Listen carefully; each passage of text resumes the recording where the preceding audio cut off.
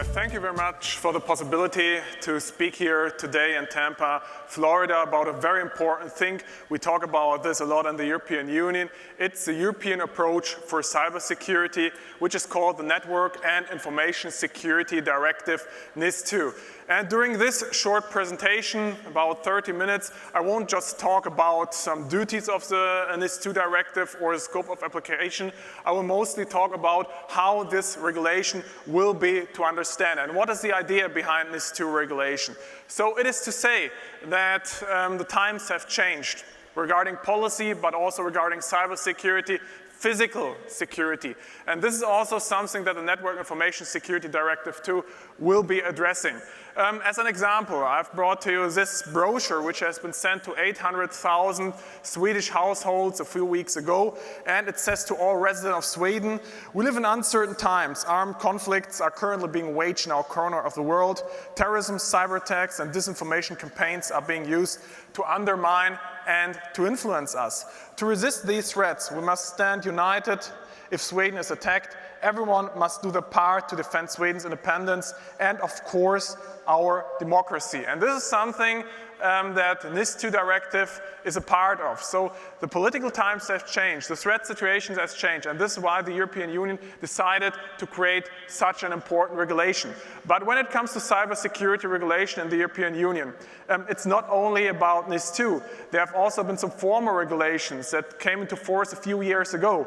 And the political perception that our digital world is constantly changing is nothing new also in the European Union. For example, here you can see former EU President Jean-Claude Juncker in his, or during his State of the Union address dating back to 13th of December 2017. He said in the past 3 years, we have made progress in keeping Europeans safe online.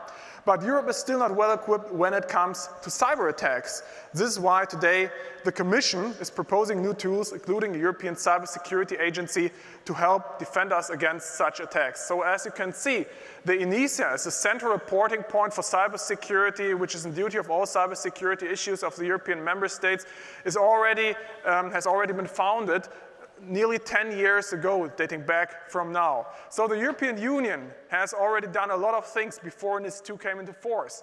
And when we talk about NIS2, we also have to talk about NIS1. So what's the idea behind the NIS1 directive?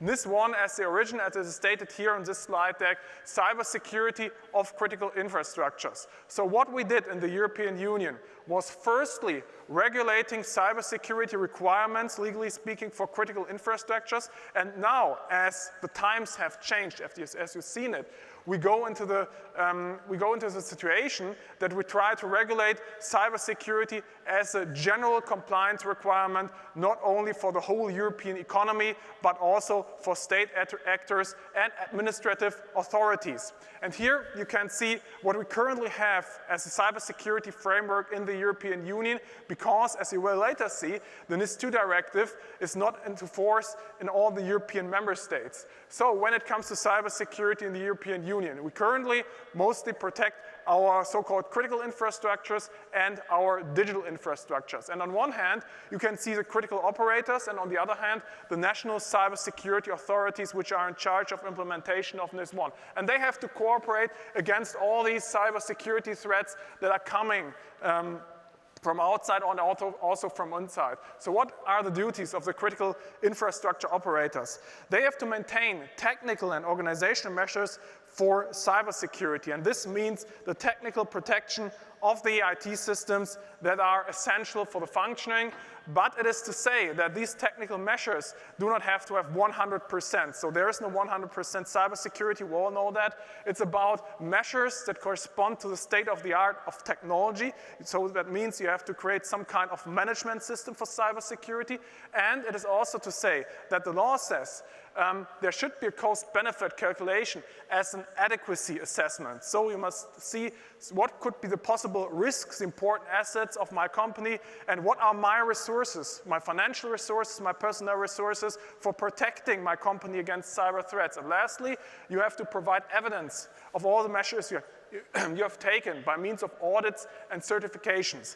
Another duty currently is that there are to be maintained some kind of reporting point to the national cybersecurity authorities. And the national cybersecurity authorities, they collect all the information, they merge it, and the information is, for example, about current cybersecurity threats, about possible disruptions or disruptions that had happened to these critical infrastructure operators. And based on that, they work as a central reporting point for cybersecurity. So that means they collect and evaluate all the information. They issue warning and alarm messages to relevant industries, to other authorities which are in charge. And they also update so-called situation reports on information security and send this via this contact point to the critical infrastructure operators. They evaluate it in their information security management system as a plan to check X cycle as a part of business continuity management. And this is how the state of the art of cybersecurity works on national level, but also on European level, for example here, taking into account the aforementioned NIS2, the European Network Information Security Authority. But as I mentioned in the beginning, times have changed, and also the threat situation has changed. And this is why we say cybersecurity, it's important, of course, but it's not only about cybersecurity. Today, we talk about a more holistic approach also in the European Union, which is called digital supply chain and digital resilience. So when it comes to the supply chain, we have seen, for example, due to this CrowdStrike incident last year, that a lot of companies really rely on digital supply chains, but they cannot be sure if the software they use, for example, also regarding artificial intelligence, which mostly comes out of the cloud, is really cybersecurity. We are talking in the European Union, politically speaking, about security by design, and there's very special provision about security by design by another law, which is called Cyber Resilience Act. We are talking about technology risk impact assessment. So to ask, where does our technology components come from? From which countries? Do they come, for example, from unsecure foreign countries? And how do we keep security of these components? And this question is definitely linked to the whole question of digital sovereignty. So how can we in the European Union more digital sovereign and create our own software, create our own hardware and embedded systems which are used for critical infrastructure operations, but also for economic operations. And last but not least, as I mentioned, the threat situation has changed. So we are facing a lot of physical threats in the moment, for example, coming from Russia. And it is to say that cybersecurity, as part of the whole topic of digital resilience, is also to be addressed by physical security measures and last but not least, by IoT measures for cybersecurity, which also have to be taken into account. So we see cybersecurity and digital resilience are very important. We have NIS2 directive that came into force in December 2022. And this NIS2 directive implements a duty for the member states to transpose all the provisions contained in this directive into respective national European laws. And currently we have 27 member states in the European Union, but it is to say that 23 of them, nearly 23 of them, up to date have not implemented NIS2 directive properly into their legislation. And this is why the European Commission initiated in the end of last year an infringement proceeding due to lacking NIS2 implementation in all of these 23 European member states. And as you can see here, we have very different European member states when it comes to cybersecurity. So especially the bigger European member states, they have a lot of power, they have a lot of personnel, a lot of economic capacities to implement cybersecurity, to conduct surveillance measures in industries. But on the other hand, we also have very little European Union member states and also the newer ones which do not have so much power and also cannot afford to create their own cybersecurity authority. And as you can see here, it is to say that nearly 23 member states, because some of them have already implemented NIS2 directive, because this is dating back to November last year. But as you can see, a lot of bigger European member states still failed to implement this regulation. For example, Denmark, Germany, Spain, France, Hungary, the Netherlands, also Portugal, Finland, or Sweden. But on the other hand, you can see there's a high need for more critical infrastructure protection. And on this map, you can see which member states had transposed NIS2 in the end of last year and which member states did not have transposed. So the green ones had transposed NIS2 into their respective national legislation, and all the blue ones, they have started and they're working on some different procedures, chronologically following, but mostly speaking, you can see, even though we have the change threat situation, this political importance and the legal duty for transposition, a lot of things did not have happened so far. What does NIS2 regulate? So there are two important points. Firstly, it's about the scope of application. And as you can see here, where we started with the regulation of critical infrastructures in the NIS1 directive dating back to 2016, it's now about the whole protection of the digital economy and state actors. So for example here, NIS2 covers entities operating in critical sectors such as public electronic communication services, ICT service management, digital services, wastewater and waste management, space, health, energy, transport, manufacturing of critical products, postal and courier services, as well as public administration. And what the European Commission did is to issue a warning, a legal warning to these states that they haven't transposed NIS2 so far into their national regulations. And now the European Commission has given them 2 months to receive a satisfactory approach, an answer, so to say, what are we going to do? How do we plan to implement this? And what are the next steps? And when there won't be such a satisfactory response, as mentioned here by the European Commission, the Commission may decide to issue a reasoned opinion to these member states.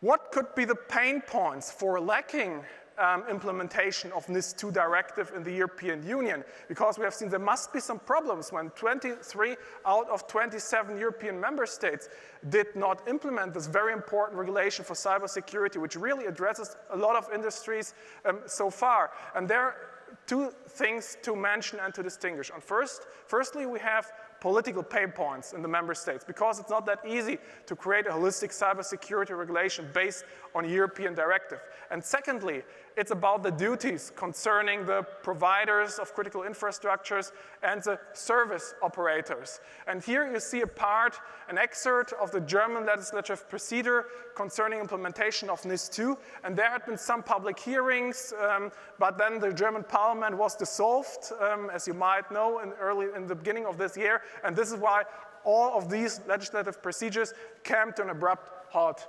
And there are also some other reasons for not implementing NIS2. So it is to say that even though it is a directive, there might be some changes in the European member states' legislation on implementing this. So we have, and I'll show that later on, different levels of implementation of this EU directive in the individual member states, and with that, a lack of harmonization of cybersecurity, even if we have a unified directive. That means there is no one-stop shop for cybersecurity. And this makes it difficult for companies to address all the issues. But because there are different authorities in charge, and there might be cybersecurity requirements which might be different from one state of the European Union to another. Third bullet point, varying levels of cybersecurity among companies and public authorities. There's generally speaking the duties that all kinds of public authorities are part of this NIS2 directive. But on the other hand, there are some exceptions. And a lot of member states try to include these exceptions into the legislative procedures because they said, well, we could save money when the authorities will not be addressed by harsher cybersecurity requirements. Fourth bullet point, there's a fragmented cyber regulation in the EU between general and sector-specific regulations. So even though we have a lot of general regulations about cybersecurity, there are still a lot of different branch-specific laws. I will come to that point later on as well. And there's also some lack of independence of cybersecurity authority and therefore trustworthiness. That means, for example, in Germany, we had a long debate about the political perception of the BSI. The BSI is the Federal Information Security Office of Germany, and this authority is part of the Ministry of Interior. And some companies said, well, the Ministry of Interior is also in charge of intelligence services, so how can we be sure that cybersecurity information is not merged with intelligence information and used for cyber attacks or using zero-day exploits and so on? And last but not least, the NIS2 implementation really costs a lot of money. And in the European Union member states, there are a lot of companies dealing with NIS2, and this is really a big business case for many of them, because there will be nearly 30,000 affected companies in Germany alone without corresponding official control resources. So, to come to two important questions when we talk about implementation of NIS2 in the affected entities, especially the companies. What are the pain points here? Firstly, the identification of the critical infrastructure as a legal task, because we are talking about a directive and a legal assessment. Who is responsible for the assessment, and how can I be sure as a company that I have identified myself correctly, because there might be some kind of tort law claims if I am not compliant to NIS2 regulation. Secondly, the implementation of the technical and organizational cybersecurity measures required by law. So after I have made this kind of identification, how can I be sure that I'm really compliant to the state of the art of technology, how NIS2 directive describes it? What are the relevant best practices for the respective industry? And who confirms that I have achieved them? And it is to say as well that we started with critical infrastructure-based regulation based on NIS1. But regarding NIS2, there are a lot of industries in the European Union who do not have any kind of cybersecurity best practices. So it's very difficult for these industries to find out what an adequate level of cybersecurity means, which is prescribed by law. To dig a little bit deeper into the details, we see that the implementation of NIS2 is not to be considered a national problem, because we are talking about a directive. And according to the principle of minimum harmonization, there are a lot of industries that are affected.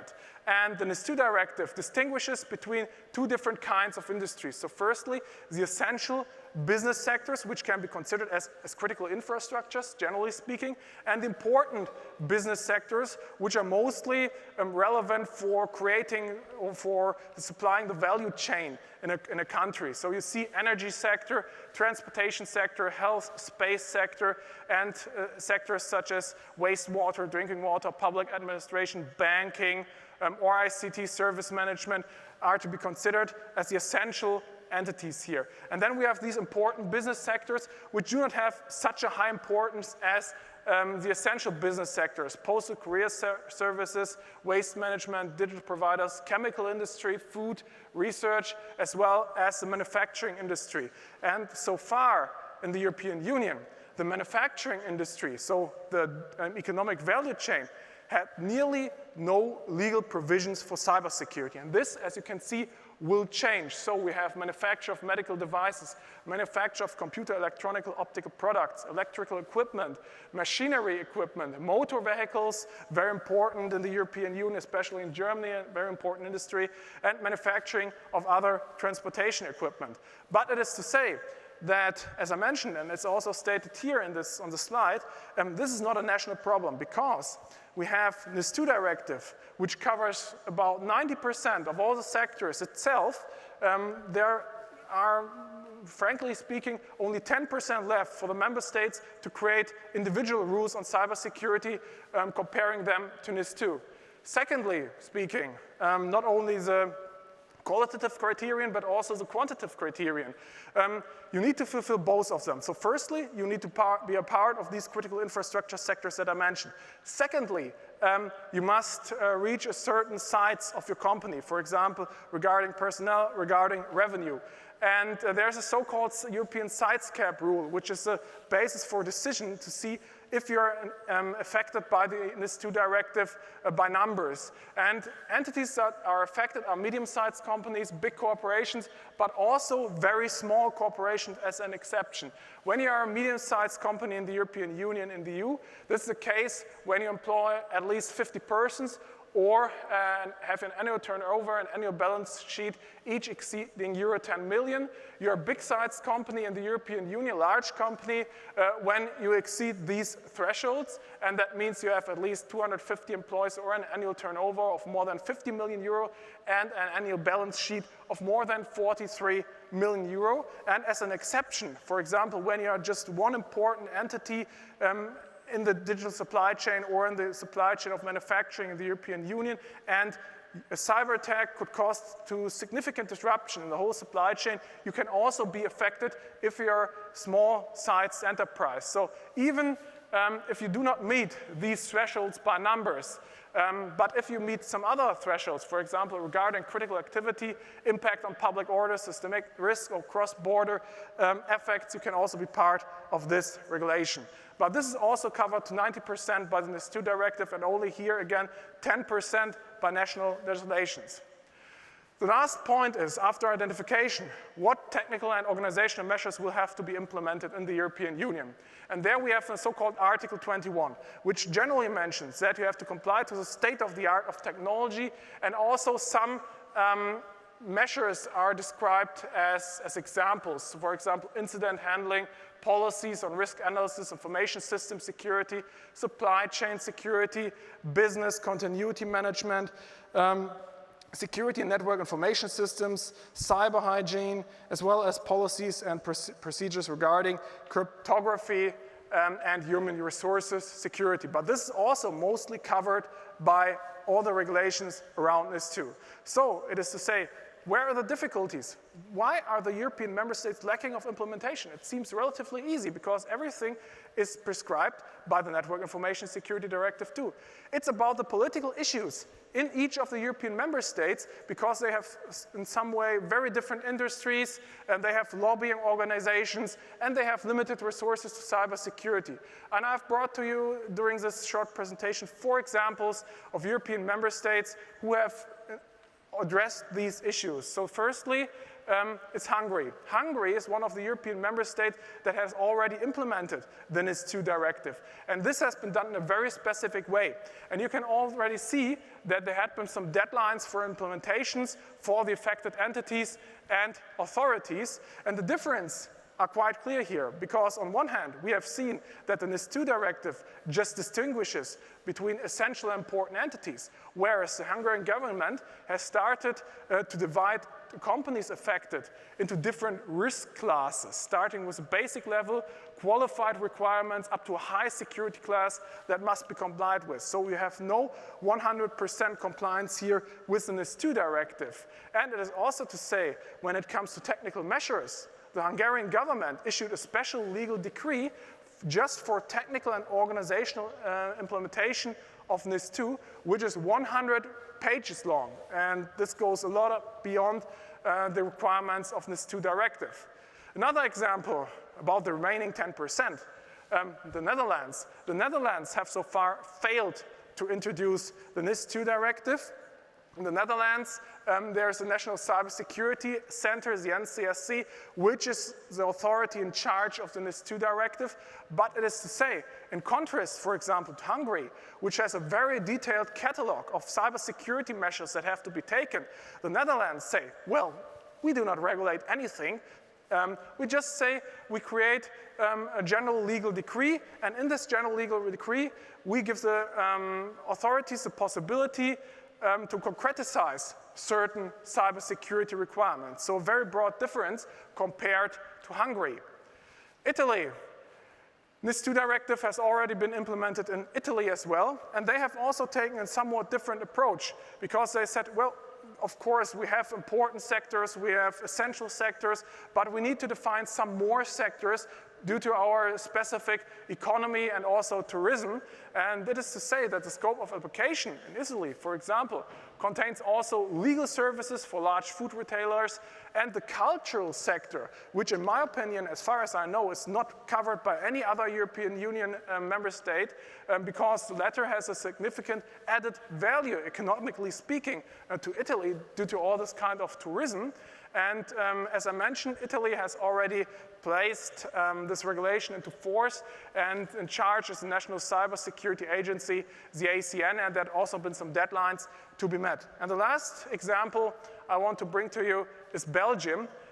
Belgium was also one of the first European member states to implement the NIS2 directive, and it has already been passed, the respective law, on April 18, 2024, and in addition there was some kind of royal decree that was published for the implementation, and it is to say that the Belgian government said, we do not want to create overwhelming legal regulations defining cybersecurity requirements, there is no need for that, but for the implementation of risk management measures according with NIS2, the National Cybersecurity Center of Belgium, the CCB, refers to a specially created cyber fundamentals framework which covers all aspects of NIS2 minimum harmonization.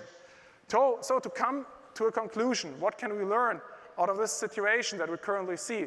We have seen that on one hand, we have a very broad scope of application, very generalized requirements when it comes to implementation, which cover about 90% of all the regulatory aspects. But on the other hand, we have seen when it comes to national implementation, timelines are different, research is different, which is done, and also the technical and organizational measures, and even the scope of application is somewhat different. So we cannot say, when I've implemented, for example, NIS2 successfully as a company in Italy, I have this also done in Hungary or in Germany or in France or another European member state.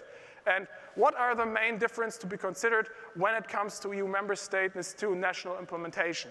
So firstly, you cannot be sure that if you are NIS2 compliant, as I mentioned, in one European member state, this also applies to other European member states. And this might be very cost intensive because you have to do cybersecurity assessment in each of the European member states if you're affected as a company. Secondly, the identification procedures, if you fall within the scope of NIS2, are different. So in most countries, you have to register yourself, you have to find out if you are part of the regulation, you have to ask some lawyers, make some legal assessment. But on the other hand, some European member states say, we don't need that, you are registered automatically by authorities.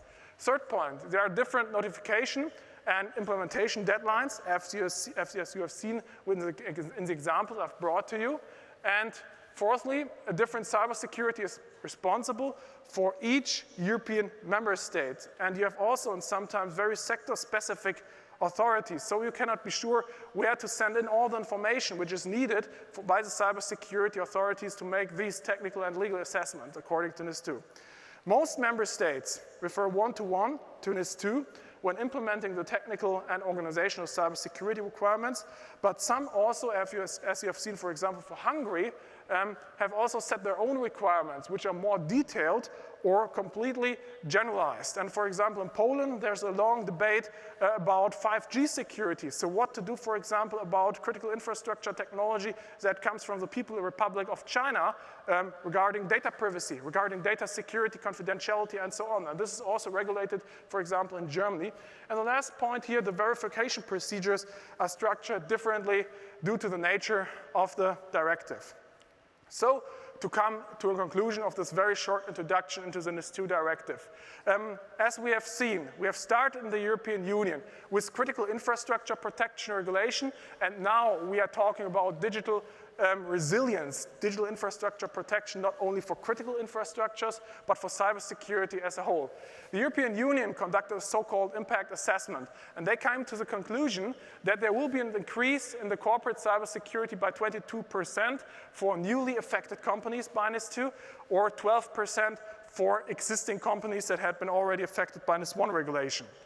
In concrete terms, as I mentioned, there are approximately 30,000 affected companies, institutions, alone in Germany, for example, but I think it might be 40,000 alone in Germany, and you can already see that we have hundreds of thousands affected entities additionally in cybersecurity in the whole European Union.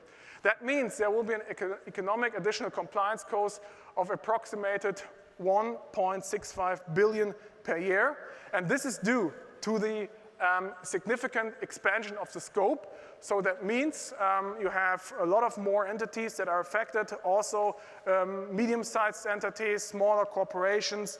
And on the other hand, you see that even though there's some kind of expectations that higher cybersecurity requirements are getting higher, in my opinion, this will not be the result due to NIS2, because a lot of authorities in the European Union do not have the power, they do not have the personnel, the economic resources to adequately check whether all the entities really fulfill the NIS2 regulations, because we have a lot of complex interactions in the European Union with other cybersecurity and digital infrastructure regulations, such as the Cybersecurity Act, the Cyber Resilience Act, or the Critical Entities Resilience Directive for the financial sector. We have the Digital Operational Resilience Act, the Artificial Intelligence Act, and the GDPR for personal data protection. So we have a lot of regulation on digital resilience in the European Union. But, and this is my last point here, a lot of companies are facing the same challenges due to increased cybersecurity threats.